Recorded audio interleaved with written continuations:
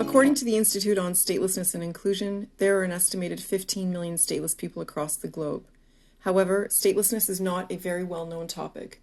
In this video, we will introduce the ways stateless people experience protection gaps in Canada and propose some recommendations for improvement.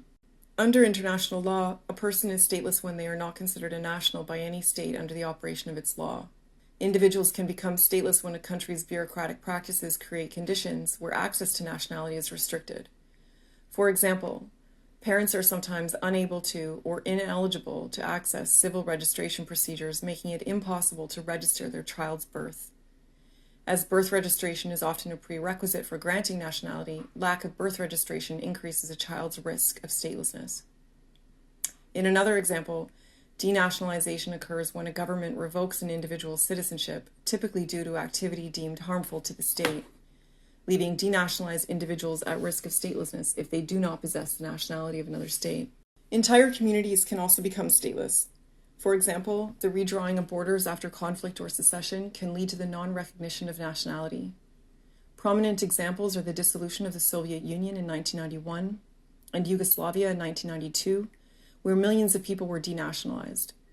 Ethnic and minority groups are also discriminated against by states such as in Myanmar, the Dominican Republic, Bhutan, Kenya, and Madagascar. Discrimination along gender occurs in 25 countries where nationality laws discriminate against women who marry or who are born to foreigners, or simply because they are women. These women often cannot confer nationality to their children, meaning children whose fathers are missing, deceased, foreigners, or stateless themselves are at risk of statelessness. Indigenous people also face unique challenges in accessing nationality, leaving many at risk of statelessness. Registering birth can be complicated by migration, discrimination, and intergenerational lack of documentation. Indigenous nations often live fluidly on both sides of colonially imposed borders, and accordingly, they sometimes face bureaucratic challenges when accessing birth registration records across multiple jurisdictions. The number of stateless people in Canada is unknown.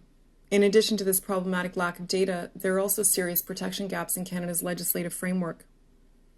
For example, Canada is not party to the 1954 Convention relating to the status of stateless persons, which stipulates standards of protection that states are required to implement.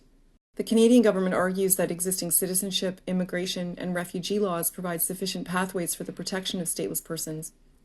For example, stateless persons can seek legal status in Canada through an application for permanent residence on humanitarian and compassionate grounds, an application for citizenship through ministerial discretion, or via the refugee determination system for those with a fear of persecution. However, this patchwork of laws and policies does not adequately protect stateless people in Canada.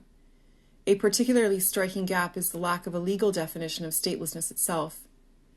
Canada includes stateless person in its definition of a foreign national, a counterintuitive approach to the unique condition of statelessness whereby one is not a national anywhere. Canada also does not have a specific process for statelessness determination, nor a stateless person status. These contradictions create challenges for stateless people in accessing social housing, public education, healthcare, social assistance, identity documents, travel documents, and naturalization. Stateless persons are also vulnerable to lengthy immigration detention while they await removal, which can induce several mental health challenges including hopelessness, suicidality, and addiction. Canada's citizenship legislation also risks imposing statelessness on individuals as it limits the ability of first-generation born-abroad parents to pass on Canadian citizenship to their children should they also be born abroad. This second-generation cutoff permanently denies the first-generation born abroad the right to automatically pass on their citizenship to their children born abroad, and leaves them with no legal mechanism to appeal this restriction, irrespective of their ties to Canada. To address these protection gaps, we propose 4 key recommendations.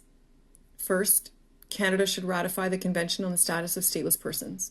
Second, Canada should recognize statelessness as a legal status. Third, a statelessness determination procedure would streamline Canada's response to statelessness and reduce any overlaps with Canada's refugee status determination procedures. Finally, we need more research and information on statelessness in Canada and globally.